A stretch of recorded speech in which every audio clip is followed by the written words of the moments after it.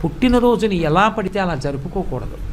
పుట్టినరోజు జరుపుకునేటటువంటి వ్యక్తి ఆ రోజు తెల్లవారుజామున నిద్ర లేచి అభ్యంజన స్నానం చెయ్యాలి. అంటే ఒంటికి నూనె వ్రాసుకుంటే అలక్ష్మి పోతుంది. ఆ నూనె అలదుకొని తలస్నానం చేస్తారు. చేసే ముందు పెద్దవాళ్ళు తల మీద నూనె పెట్టి ఆశీర్వచనం చేయడం, వెన్నుపాము నిమరణం ఆచారంగా వస్తోంది. ఆ స్నానం చేసిన తరువాత ఇష్టదేవతని ఆరాధన చెయ్యాలి. ఇంట్లో కులదైవం ఇష్టదైవం ఉంటారు. ఆ కులదైవాన్ని ఇష్టదైవాన్ని ఆరాధన చెయ్యాలి. చేసిన తరువాత ఆవు పాలలో బెల్లం ముక్క, నల్ల నువ్వులు ఈ మూడు కలిపినటువంటి పదార్థాన్ని మౌనంగా తూర్పు దిక్కుకు తిరిగి కూర్చుని 3 మార్లు చేతిలో ఆచమనం చేస్తే ఎలా తింటామో అలా 3 మార్లు వేసుకుని లోపలికి పుచ్చుకోవాలి. 3 మార్లే.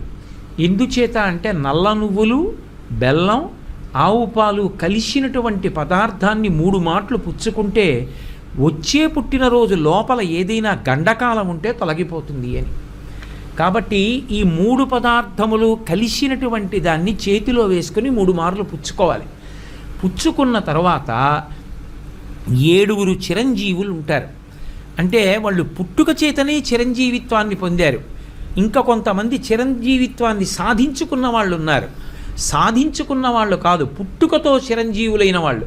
అశ్వత్థామ, బలి, వ్యాసుడు. అశ్వత్థామ, బలి, వ్యాసో హనుమాంశ్చ విభీషణ. హనుమంతుడు, విభీషణుడు, కృపాచార్యుడు, పరశురాముడు. వీళ్ళ 7 కూడా సప్తైతే చిరజీవిన, పుట్టుకతే చిరంజీవులు. ఈ 7 పేర్లు మనసులోనన్నా స్మరించాలి, పైకన్నా చెప్పాలి.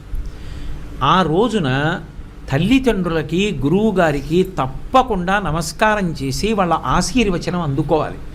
మీ ఇంటికి దగ్గరలో ఏ దేవాలయం ఉంటే ఆ దేవాలయాన్ని దర్శనం చెయ్యాలి.